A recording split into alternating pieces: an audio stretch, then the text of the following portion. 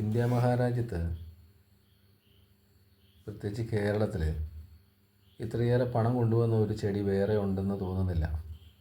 അതായിരുന്നു വിശ്വാസം. ഈ ചെടി വെക്കുന്ന വീടുകൾ, സ്ഥാപനങ്ങൾ, ഓഫീസ്, കമ്പനികളെല്ലാം സാമ്പത്തികമായി അഭിവൃദ്ധിപ്പെടും, വൻ പുരോഗതി കൈവരിക്കുമെന്നായിരുന്നു ഇത് പബ്ലിഷ് ചെയ്തപ്പോൾ കമ്പനിക്കാരിറക്കിയത്.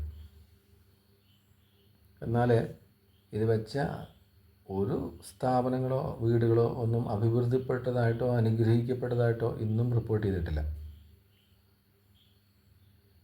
നമ്മളിത് സാധാരണ നമ്മുടെ മുമ്പിൽ കണ്ടുകൊണ്ടിരിക്കുന്ന കാര്യങ്ങളല്ലേ. നമ്മളിത് എടുത്ത് പറയാനുള്ള കാരണം മറ്റൊന്നും കൊണ്ടല്ല, കർത്താവിൻ്റെ പരിശുദ്ധാത്മാവിനെ നമ്മൾ വിളിച്ച് നമ്മുടെ ഹൃദയത്തിലോട്ട് സ്വീകരിക്കുന്നതിന് മുമ്പായി ഇത്തരത്തിലുള്ള ഒന്നും നമ്മുടെ കുടുംബത്തിലോ നമ്മുടെ ജീവിതത്തിലോ ഉണ്ടാകാൻ പാടില്ല എന്ന് കർത്താവ് അടിവരയിട്ട് പറയുന്നുണ്ട്. അതിപ്രകാരം പറയുന്നത് ലൂക്കാ സുവിശേഷത്തിൽ അതിൻ്റെ 6-ാം അധ്യായത്തിൽ 46-ാം തിരുവചനം,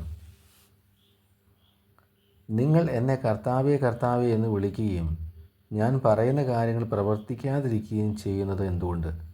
എൻ്റെ അടുത്ത് വന്ന് എൻ്റെ വചനം കേൾക്കുകയും അതനുസരിച്ച് പ്രവർത്തിക്കുകയും ചെയ്യുന്നവൻ ആർക്ക് സദൃശനാണെന്ന് ഞാൻ വ്യക്തമാക്കാം.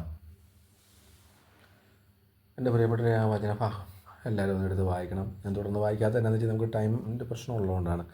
അപ്പോൾ എൻ്റെ പ്രിയപ്പെട്ടവരെ, കർത്താവായ യേശു ക്രിസ്തുവിന് ഇത്തരത്തിലുള്ള ഒരു സംഭവങ്ങളുടെയും അനാചാരങ്ങളുടെ ഒരു സംഭവത്തിൽ നിന്നല്ല കർത്താവ് നമുക്ക് അനുഗ്രഹങ്ങൾ തരുന്നത്.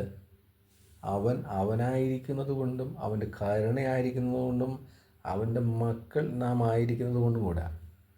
അല്ലാതെ ചെടി വെച്ചു, അല്ലെങ്കിൽ അനാചാരങ്ങളുടെ പുറകെ പോയി, അല്ലെങ്കിൽ വസ്തുദോഷം നോക്കി, അല്ലെങ്കിൽ സമയങ്ങളുടെയും കാലങ്ങളുടെയും പുറകെ നോക്കിയിട്ടൊന്നും അല്ല കർത്താവ് നമ്മളെ അനുഗ്രഹിക്കുന്നത്.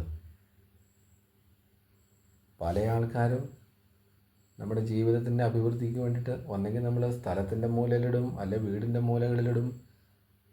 തിന്മയുടെ ഇത്തരത്തിലുള്ള ഒരു പ്രവൃത്തിക്കും കർത്താവ് കൂട്ടു നിൽക്കില്ല എന്ന് മാത്രമല്ല, ദൈവത്തിൻ്റെ പരിശുദ്ധാത്മാവ് നമ്മളിലേക്കോ നമ്മുടെ ഭവനത്തിലേക്കോ കടന്നു വരത്തില്ല.